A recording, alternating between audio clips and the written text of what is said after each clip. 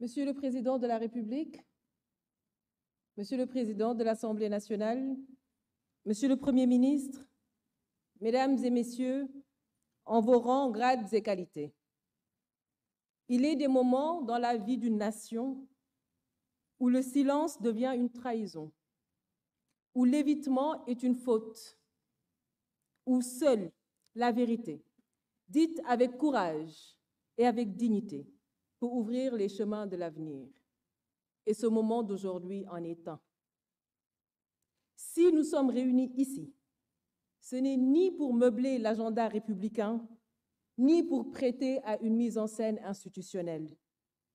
Nous sommes venus répondre par conviction et nous sommes venus répondre par devoir.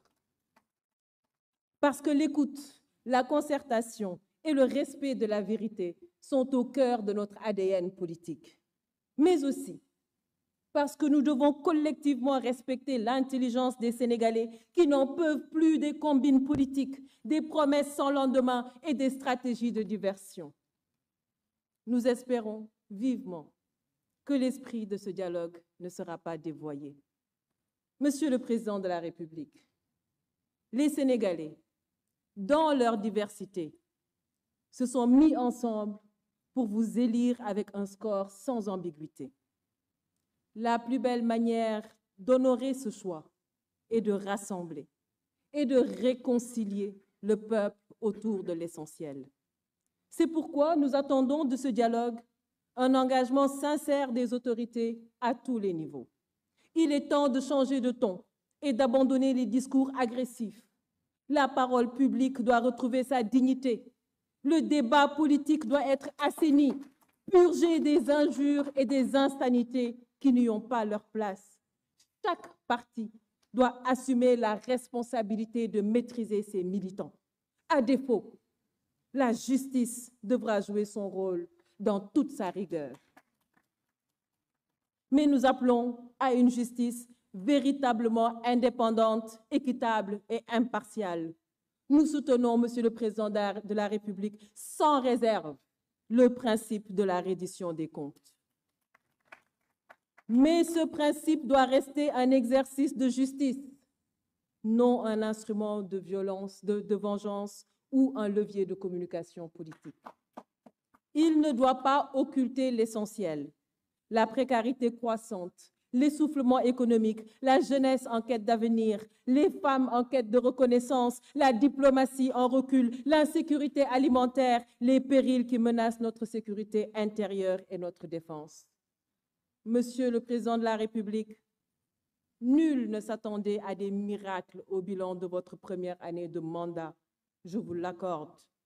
Mais il est désormais temps de passer à l'action et de faire rayonner à nouveau notre pays au concert des nations.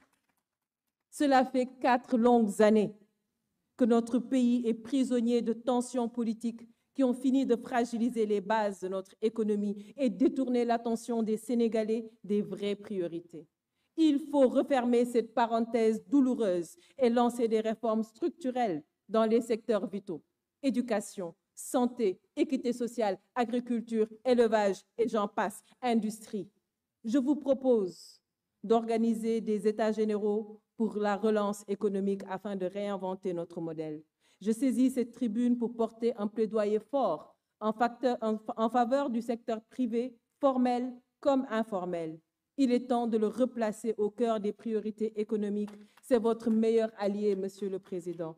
Mesdames et Messieurs, en abordant les questions de la démocratie, des libertés fondamentales, le processus électoral et les réformes nécessaires, nous tenons là une opportunité précieuse de refonder notre système démocratique sur des bases plus justes, plus solides et plus inclusives.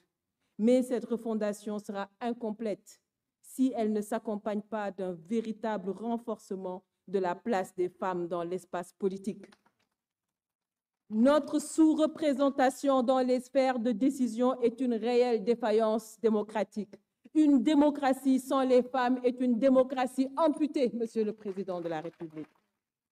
Je salue la présence responsable de la société civile et de l'opposition. Opposition qui, comme vous pouvez le constater, n'a rien de résiduel. Elle est vivante, elle est consciente, elle est exigeante. Mais cette responsabilité, mes chers collègues de l'opposition, nous oblige. Car le peuple ne pardonnera plus les marchandages obscurs, les postures opportunistes ou les logiques d'appareil. Il y a un temps pour la politique et un temps pour la construction nationale. En fait, le temps de la rupture est arrivé. Et c'est pourquoi nous devons réaffirmer notre engagement exclusif au service du citoyen.